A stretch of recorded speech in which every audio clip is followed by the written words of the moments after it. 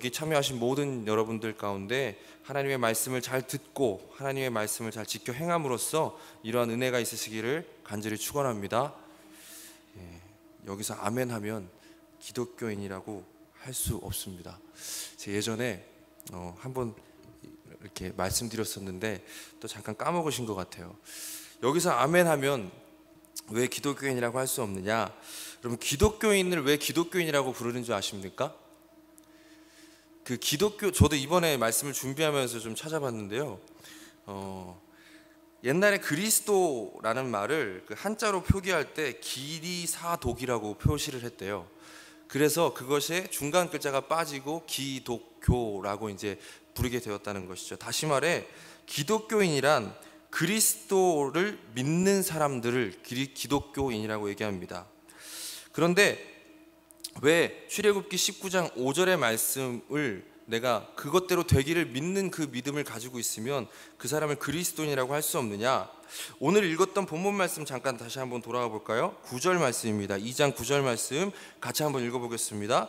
그러나 너희는 택하신 족속이요 왕같은 제사장들이요 거룩한 나라요 그의 소유가 된 백성이니 이는 너희를 어두운 데서 불러내어 그의 기이한 빛에 들어가게 하신 이에 아름다운 덕을 선포하게 하려 하심이니라.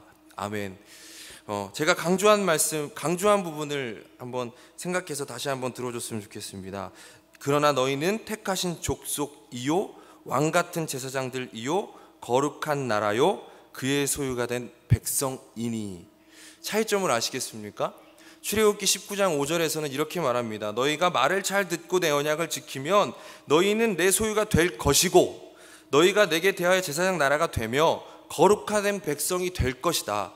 하지만 예수 그리스도께서 오시기 전에 사람들은 이것을 행할 수 있었습니까? 행할 수 없었죠. 구약 전체가 얘기해 주는 것이 바로 그것입니다. 인간의 힘으로는 구원받을 수 없다라는 것입니다.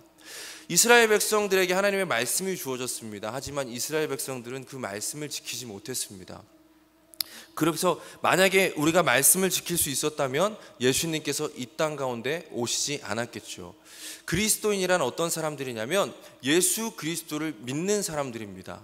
근데 예수 그리스도를 믿는다는 것은 예수 그리스도라는 분이 계셨다라는 것을 믿는 것이 아니라 예수 그리스도께서 이 땅에 오셔서 어떠한 일을 했고 그 일로 말미암아 우리가 어떠한 일을 당하게 되었다라는 것을 믿는 사람들을 가로 그리스도인이라고 얘기하는 것입니다.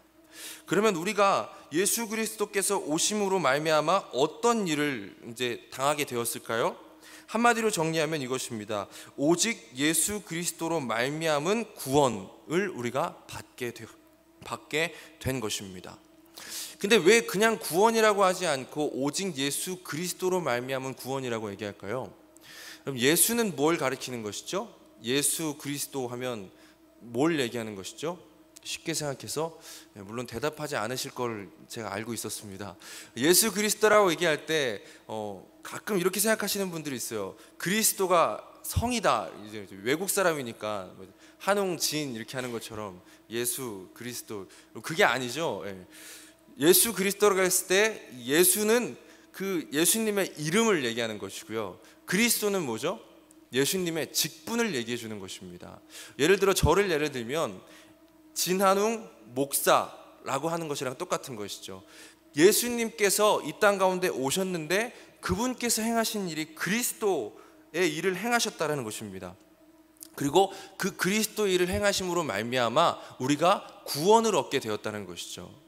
근데 왜 오직이라는 단어가 붙냐면 이 그리스도라는 직분을 감당할 수 있었던 분이 바로 예수님밖에 없으시다라는 것을 우리가 믿기 때문입니다. 간단하게 예를 들어서 예수님께서 이 땅 가운데 오셔서 우리를 대신해서 희생 제물이 되시고 제사장의 역할을 감당하셔서 우리가 하나님께 나아갈 수 있는 길이 되셨는데 이것은 우리의 모든 죄를 다 용서해 주셨다는 것을 의미합니다. 그런데 어떤 사람이 과연 다른 사람의 죄를 대신 짊어질 수 있을까요? 죄가 없는 사람만 가능한 것이죠. 근데 이 땅 가운데 죄가 없는 사람이 있습니까? 없는 것이죠. 그래서 죄 없는 사람이 아무도 없었기 때문에 예수님께서 오신 것이에요. 또 그냥 단순히 죄 없는 사람이 가능한 것이 아닙니다. 우리가 죄를 누구에게 지었냐면 하나님에 대하여서 죄를 지었어요. 우리가 얼마만큼의 그 죄값을 치러야 되냐면 하나님만큼의 값을 치러야 되는 거죠. 근데 사람 중에 하나님만큼의 값을 치를 수 있는 사람이 있겠습니까? 하나님은 무한하시고 사람은 유한한데, 그러니까 하나님께 대한 죄값을 치를 수 있는 존재는 하나님밖에 없는 것입니다. 그럼 이 땅 가운데 완전한 사람이고 완전한 하나님인 존재가 누가 있을까요? 오직 예수 그리스도밖에 안 계신 것이죠. 그래서 우리의 구원은 오직 예수 그리스도로 말미암아 가능하게 된 것입니다.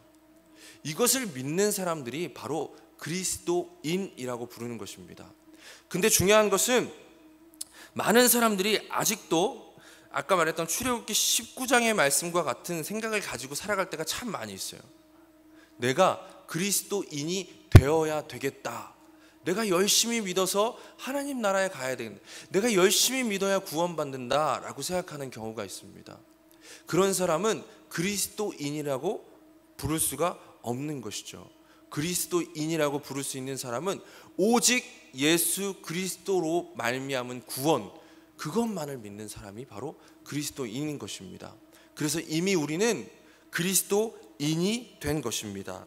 이러한 내용을 그 교리문답에 보면 잘 정리가 되어 있습니다. 여기 제가 나눠드린 유인물에 HC 31문이라고 되어 있는 내용을 한번 제가 문을 읽고 여러분이 답을 한번 읽어보겠습니다. 그분을 왜 그리스도 곧 기름 부음 받은 자라고 부릅니까? 시작. 왜냐하면 그분은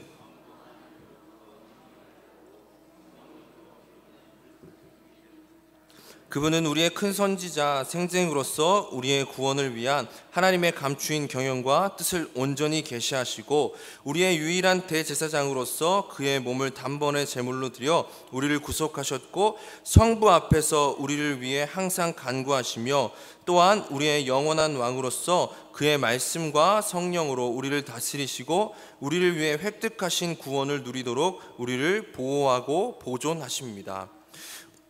우리 예수님께서 이러한 일을 행하셨기 때문에 그리스도라고 부릅니다. 구약에 세 가지 직분이 있었습니다. 그리스도란 기름 부음 받은 자라는 뜻을 가지고 있는 것인데, 그 구약의 세 가지 기름 부음 받았던 직분이 선지자와 왕과 제사장이었습니다. 이 세 가지 직분의 역할을 한 번에 수행하시고 그것도 완전히 수행하신 분이 바로 예수 그리스도이시라는 것이죠. 그런데 이 예수 그리스도를 믿는 우리가 왜 그리스도인이라고 불립니까? 우리 32문 같이 한번 읽어보겠습니다. 그런데 당신은 왜 그리스도인이라 불립니까? 왜냐하면 내가 믿음으로 그리스도의 지체가 되어 그의 부음에 참여하기 때문입니다. 나는 선지자로서 그의 이름의 증인이 되며 제사장으로서 나 자신을 감사의 산 제물로 그에게 드리고 또한 왕으로서 이 세상에 사는 동안 자유롭고 선한 양심으로 죄와 마귀에 대항하여 싸우고 이후로 그 영원히 그와 함께 모든 피조물을 다스릴 것입니다. 이렇기 때문에 우리는 그리스도인이라고 불리고 있는 것입니다. 여기서도 중요한 것은 무엇이냐면 우리가 그리스도인으로서 선지자가 되어야 하고 제사장이 되어야 하고 왕이 되어야 한다는 것이 아니라 예수 그리스도를 말미암아 그를 믿음으로 말미암아 그의 기름 부으심에 참여하게 되어서 우리가 이미 선지자가 되었고 제사장이 되었고 왕이 되었다라는 것입니다. 자, 본문으로 돌아와 보겠습니다. 본문의 말씀에 따르면 아까 처음에 말씀드렸던 것 같이 예수 그리스도로 말미암아 우리가 택하신 족속이 되었고 왕 같은 제사장들이 되었고 거룩한 나라가 되었고 그의 소유가 된 백성이 되었다라는 것을 믿는 사람들이 바로 그리스도인이라는 것이죠. 그런데 하나님께서 우리를 그냥 택하신 족속 삼으신 것이 아니고 왕 같은 제사장을 삼으신 것이 아닙니다. 그냥 거룩한 나라를 삼으신 것이 아니고 그냥 그의 소유가 된 백성으로 삼으신 것이 아닙니다. 이 선택과 이 우리의 신분을 변화시킨 데에는 하나님의 목적이 있으심을 말합니다. 여기 베드로전서 2장 9절 후반부 말씀 같이 한번 읽어보겠습니다.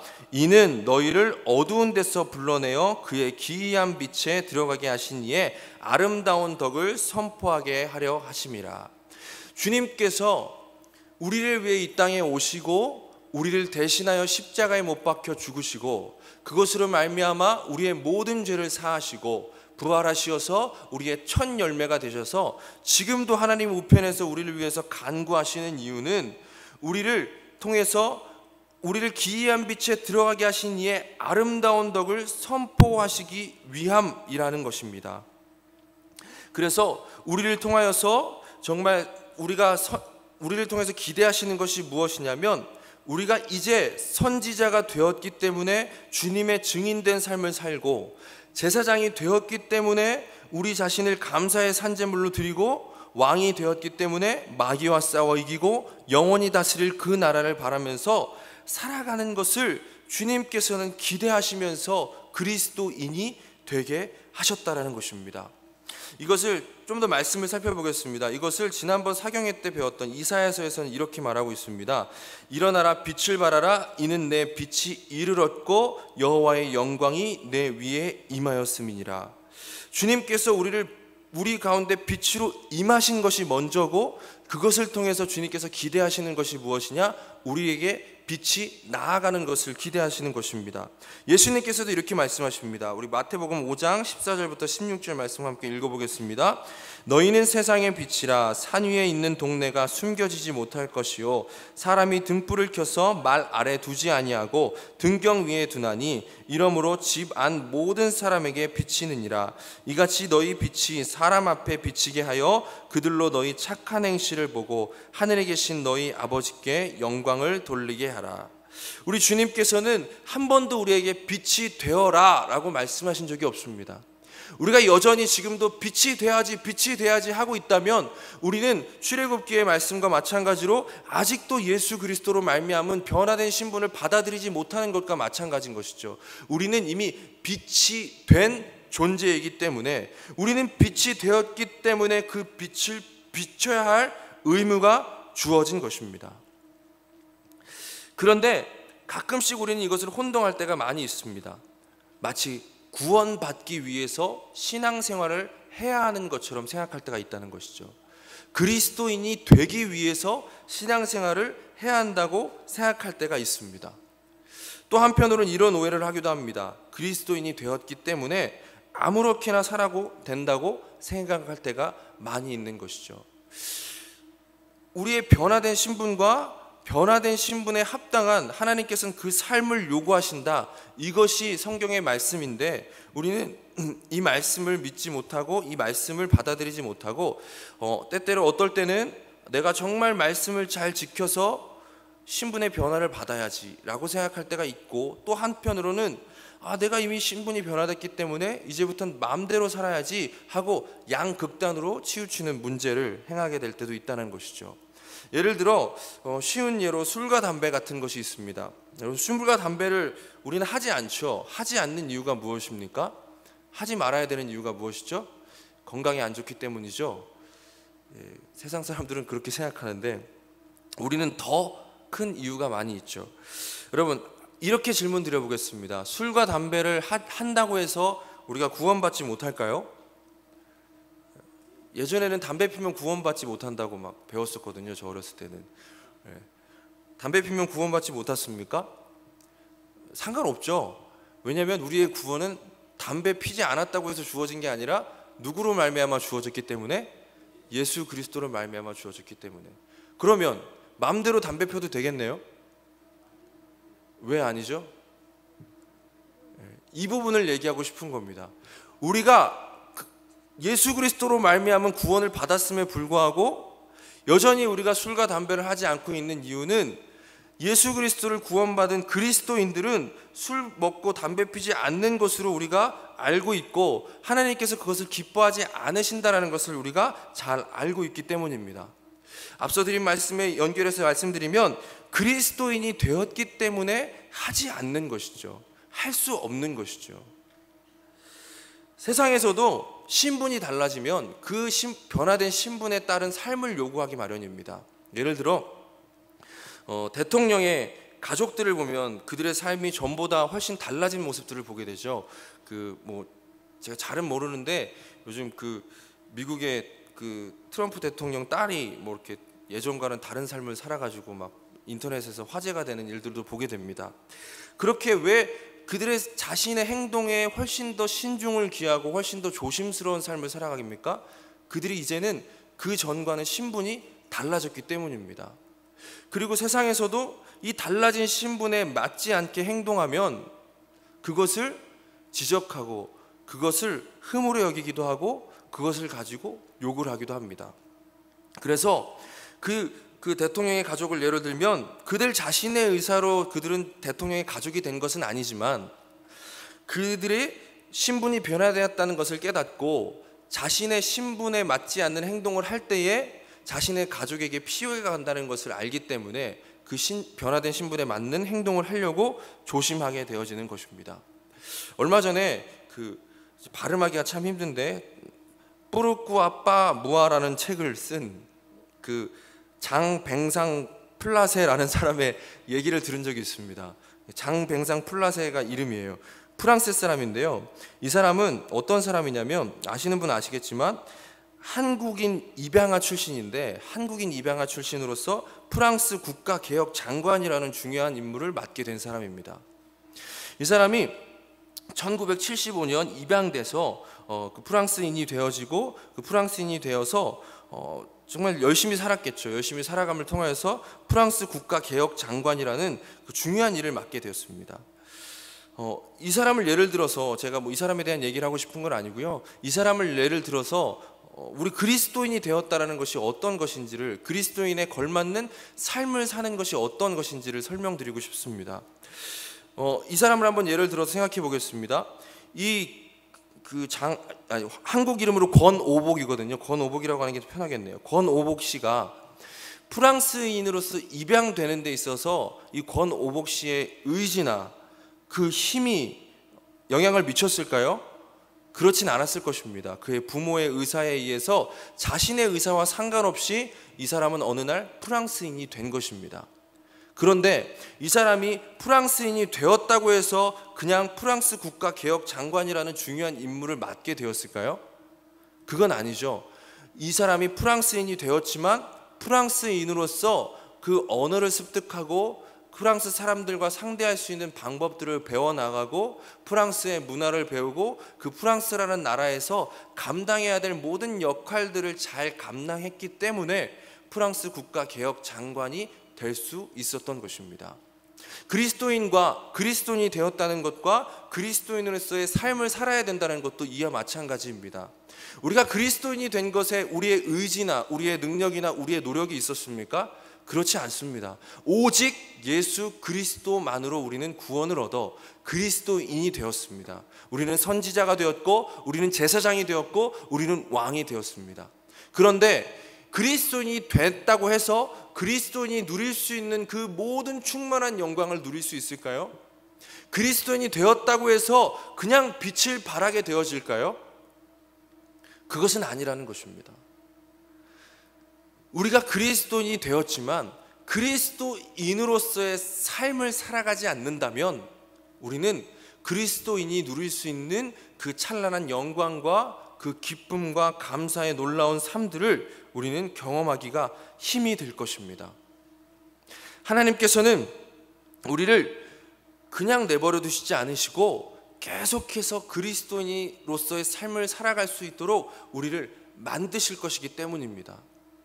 에베소서에서 이렇게 말씀하고 계시죠. 우리를 구원하신 목적은 우리를 거룩하고 흠이 없게 만드시려고 우리를 구원하셨다라고 했습니다.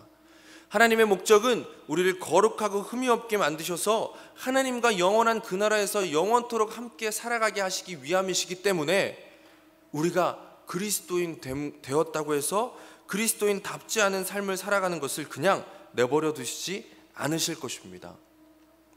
그래서 우리는 그리스도인다운 삶을 살아가야만 하는 것이죠.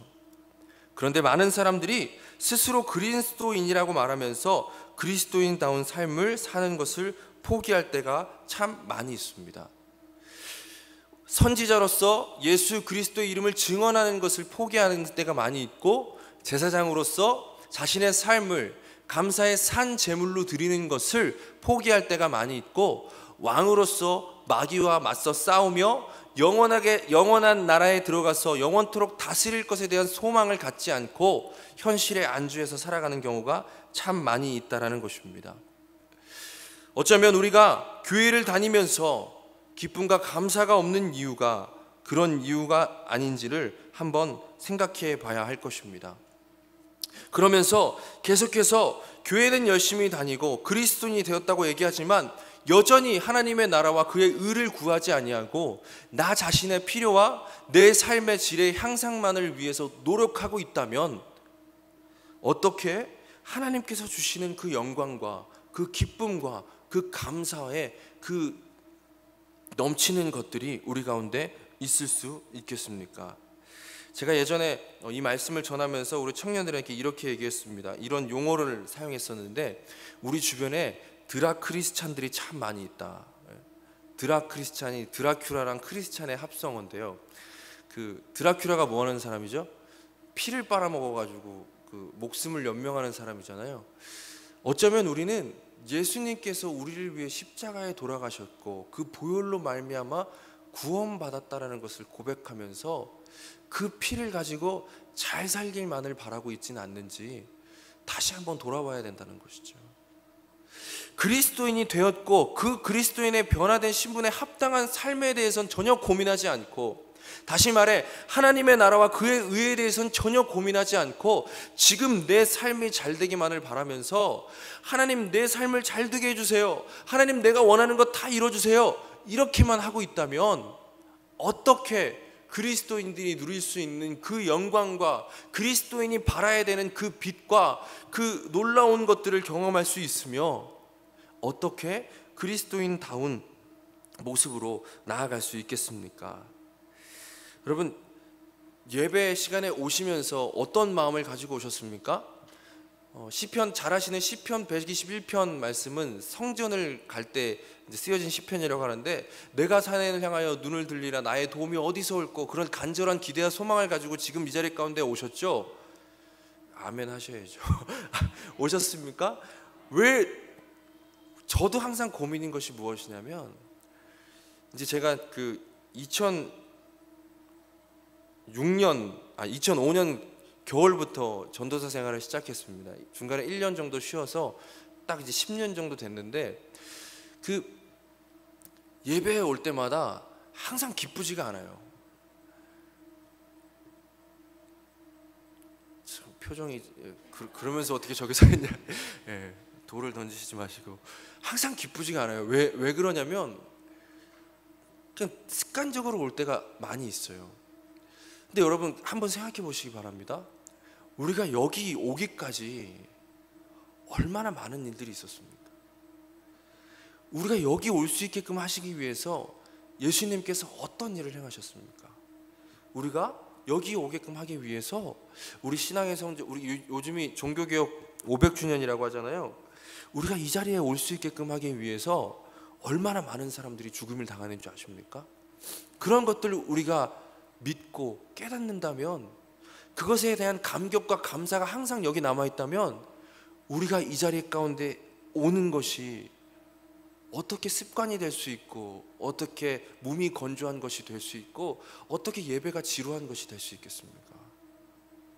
우리가 그리스도인으로서 그리스도인의 삶을 살아가는 것이 부담스러워진 이유는 무엇이냐면, 우리 가운데 그 그리스도인 되게 하신 예수 그리스도의 은혜에 대한 감사와 감격이 사라져 버렸기 때문은 아닌지, 요한계시록에 나오는 말씀처럼 처음 사랑을 잃어버렸기 때문은 아닌지 다시 한번 돌아봐야 되는 거죠. 청년들을 대하다 보면 요즘 취업이 어렵잖아요. 취업이 어려워서 가끔 막 인터넷에 이런 글 있어요. 뭐 취업만 된다면 내 영혼까지도 팔 수 있겠습니다. 막 이런 거죠. 막 모든 걸 다 할 수 있습니다. 근데 정작 취업되면 어떻게 되는 줄 아세요? 금방 때려쳐요. 왜 때려치냐? 때려친 이유도 막 들어보면 이런 거예요. 내가 어떻게 취업을 했는데 고작 커피나 타오라고 막 그러고 복사나 하라고 그러고 여긴 비전이 없습니다. 막 이러면서 막 영혼까지 판다 그랬으면서 커피는 못 하겠다 이거죠.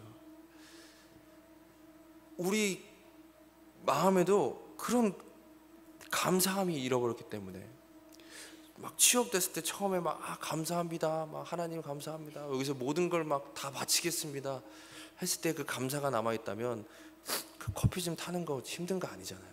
복사해 오는 거 힘든 거 아니잖아요. 마찬가지입니다. 우리가 정말 그리스도인 되었다는 그 감사와 감격이 우리 가운데 여전히 있다면 이렇게 무더운 날씨에도 교회에 오는 것이 어찌 즐겁지 아니할 것이고, 그리스도인으로서 이 땅 가운데 행하는 것이 어찌 기쁘고 감사한 일이 아니겠습니까? 우리가 주일날 말씀도 봤지만 왼뺨 맞고 오른뺨 내주는 것이 쉬운 겠습니까? 그런데 그 감사와 감격이 있으면 왼뺨 맞으면 감사합니다 그러면서 오른뺨 돌려댈 수 있는 거죠. 같이 왼뺨 한번 때려보시겠어요? 제가 제가 앞으로 3개월 동안 설교를 이제 담당하는데 아마 3개월이 지나고 나면 저희 집에 대해서 다 알고 계실 것 같아요.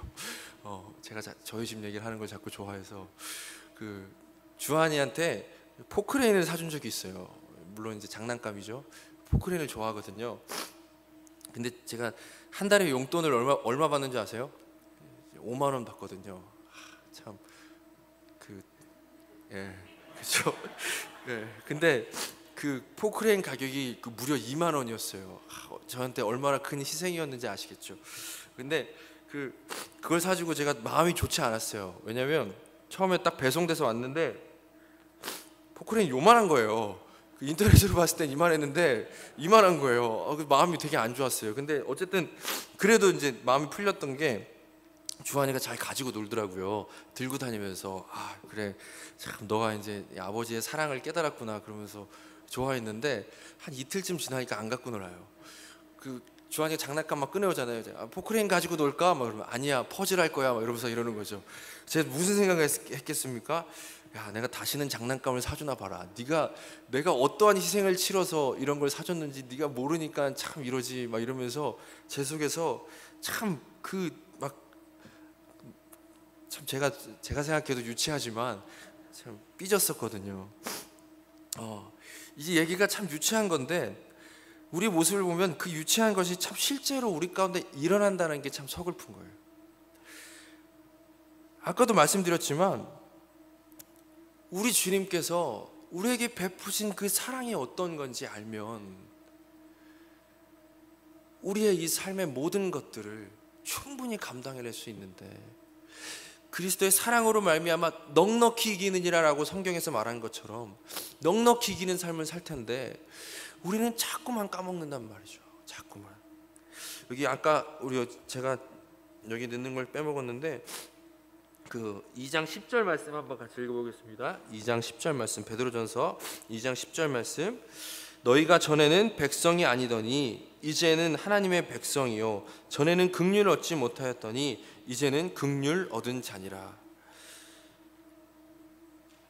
우리가 하나님의 백성이 아니었는데, 하나님의 백성이 될 만한 자격이 우리 가운데 하나도 없었는데, 우리가 긍휼을 얻을 만한 자격이 아무것도 없었는데, 긍휼을 얻지 못하였던 자였는데 하나님께서 우리를 통해서 긍휼을 베푸신 그 사실이 우리 가운데 있다면 우리가 어찌 이렇게 그냥 힘들어요 하면서 우리가 짊어져야 될 모든 삶의 의무들을 뒤로 한 채 나 자신만을 위해서 살아갈 수 있겠습니까? 예수님께서 우리를 위해서 십자가에 달려 죽으시고, 정말 여러분 한번 생각해 보세요. 예수님이 어떤 분이세요? 하나님이시잖아요. 창조주이신 그분이 피조물인 우리를 위해 이 땅 가운데 오셨다는 게 말이 됩니까? 말이 안 되는데, 저만 해도 주한이가 장난감 안 갖고 노니까 막 다시는 사주고 싶지 않은 생각이 들더라고요. 근데 우리 주님은 어떤 분이시죠? 우리가 매번 배반하고 우리가 매번 딴 길로 갈 때마다 주님께서 말할 수 없는 탄식으로 우리를 위해서 탄식하시며 성령으로 다시금 우리를 일으키시고 다시금 돌아오시를 바라면서 지금도 하나님 우편에서 우리를 위해 변화하고 계시고 우리를 위해 기도하고 계시는 그 주님인데, 그것을 생각할 때 우리가 어찌 그리스도인으로서 사는 것이 힘들다고 할 수 있으며 어찌 우리 마음대로 살기를 바랄 수 있겠습니까? 시편 기자의 말처럼 사람이 무엇이간데 주께서 그를 생각하시며 인자가 무엇이간데 주께서 그를 돌보시나이까 라는 이 믿음이 있다면 우리가 어찌 이 삶이 힘들 수 있겠습니까? 마태복음 11장 28절에서 30절 말씀 같이 한번 읽어보겠습니다. 수고하고 무거운 짐진 자들아 다 내게로 오라. 내가 너희를 쉬게 하리라. 나는 마음이 온유하고 겸손하니 나의 멍에를 메고 내게 배우라. 그리하면 너의 마음이 쉼을 얻으리니 이는 내 멍에는 쉽고 내 짐은 가벼움이니라 하시니라. 주님께서 주시는 이 멍에와 이 짐은 우리가 그리스도인으로서 짊어져야 할 그런 십자가를 의미하는 것입니다.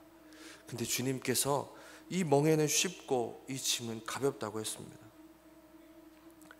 사랑을 해보셨죠? 사랑하는 사람을 위해서 우리가 무언가를 희생하는 것이 얼마나 가볍고 얼마나 기쁜 일이 되었습니까? 우리가 그리스도인으로서 살아가는 것에 힘들고 어려움이 있다면 우리 자신을 돌아봐야 할 것입니다. 어렸을 적 저는 어떤 학생이었냐면 이런 학생이었습니다. 독서실에 매일 2시까지 남아서 있던 학생이었어요. 근데 성적은 그리 좋지 않았습니다. 2시까지 앉아서 딴 생각을 자주 했고요. 다른 짓을 많이 했어요. 우리가 교회에 얼마나 많이 나오고 교회에 얼마나 오랜 시간을 보내고 있습니까? 그런데 세상 사람과 우리의 삶이 다르지 않는 이유가 무엇일까요? 어디부터 우리가 돌아봐야 하고 어디부터 다시 점검해야 하겠습니까? 내가 지금 예수 그리스도에 대한 마음이, 주님께서 우리에게 베푸신 그 은혜에 대한 감격이 아직 뜨겁게 타오르고 있는지 이것을 점검하지 아니하면 우리는 그리스도인으로서 살아갈 수가 없는 것입니다. 다들 아시는 것처럼 3개월간 제가 강단을 맡게 됐습니다. 하나님께서 부족한 저를 강단에 세우셨음을 믿으며 그에 합당한 최선의 노력을 다할 것입니다. 그런데 목회자로서의 최선의 노력이 무엇일까라는 생각을 해봤습니다. 제가 예전에 이런 기도를 했었거든요. 하나님, 제가 하나님을 가장 사랑하는 사람이 되길 원합니다. 하나님께 가장 사랑을 받지 못하는 사람이 돼도 상관없는데 하나님을 정말 가장 사랑하는 사람이 되길 원합니다. 그런 기도가 제 안에 있었거든요. 그때 어느덧 그런 마음은 없어지고 하나님께 그냥 가장 사랑 많이 받는 사람이 되고 싶습니다 라는 기도를 하고 있는 제 자신을 발견하게 되었습니다. 목회자로서 할 수 있는 최선의 노력은 설교의 노력이 아니라고 생각합니다. 또 목회에 대한 연구가 아니라고 생각합니다. 구원의 감격이 없는 목회자가 하는 설교가 그 아무리 내용이 좋고 아무리 정말 그 미사역으로 멋있는 말을 한다고 해서 그것을 어찌 좋은 설교라고 할 수 있겠습니까? 제가 그래서 할 수 있는 노력은 이 구원의 감격을 계속해서 정말 하나님 앞에서 구원의 감격을 유지하는 것이 제가 할 수 있는 최선의 노력일 것입니다. 날마다 구원의 은혜를 돌아보고 아까 우리 찬송 불렀던 것처럼 까먹지 않게 잘 알아듣되 늘 말해주시오 하나님 앞에 간구하면서 그 구원의 은혜에 대한 감격과 감사를 놓치지 않고 나아가는 것이 제가 할 수 있는 최선의 노력일 것입니다. 이 기간 동안 또 이 기간 이후로 계속해서 부탁드리고 싶은 것은, 함께 하길 원하는 것은 바로 이것입니다.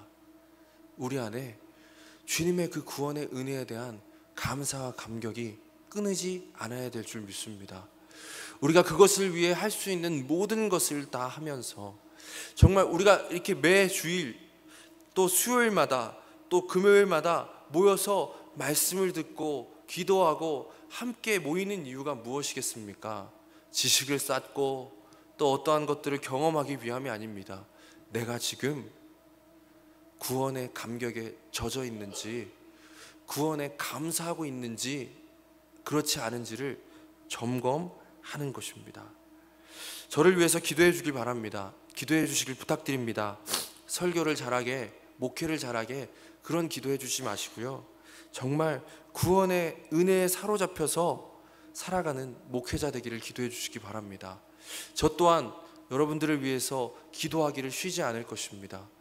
우리가 정말로 그리스도인 삶을, 구원의 그 은혜에 사로잡혀서 그 감격을 가지고 그리스도인 삶을 감당해내는 그런 사람들이 되어지면 이 교회가 바로 천국이 되어지는 것입니다. 하나님께서는 그것을 위해 우리를 부르셨고 우리에게 말씀을 주셨고 우리를 위해서 그것을 나타내게끔 하여 주셨습니다. 우리 함께 찬양하고 기도하시면서 말씀을 마치기 원합니다. 찬송가 301장 나 같은 죄인 살리신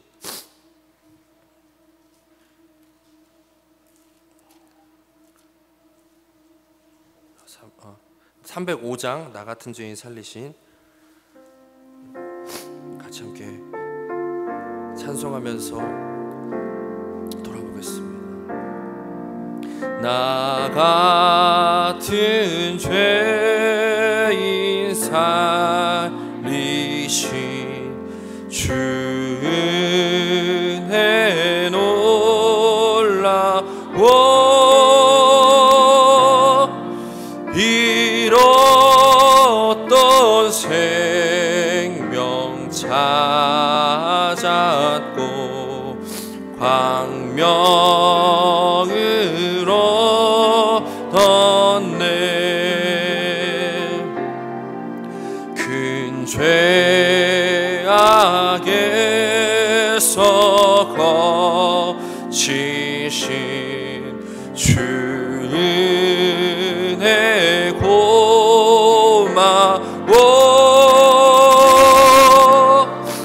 나 처음 믿은 그 시간 귀하고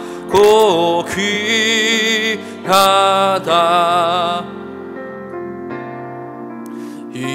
이제껏 내가 산 것도 주님의 은혜라. 또 나를 장차 본향에 인도해 주시리.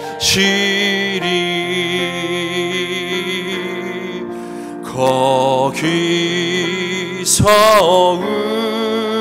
우리 영원히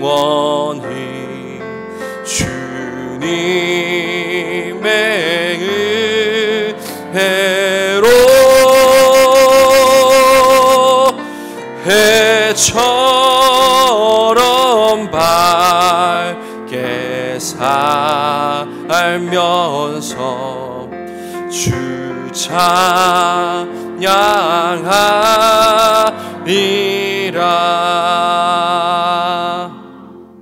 돌아보면 이 찬양을 정말 눈물로써 불렀던 때가 있지 않습니까?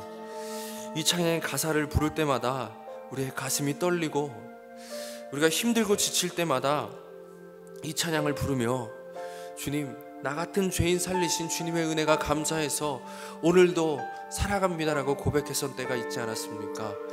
그런데 어느덧 이런 찬양을 부를 때 우리 마음 가운데 떨림이 없고 주님의 십자가를 생각할 때 우리 마음에 요동함이 없는 것은 어찌 됨입니까?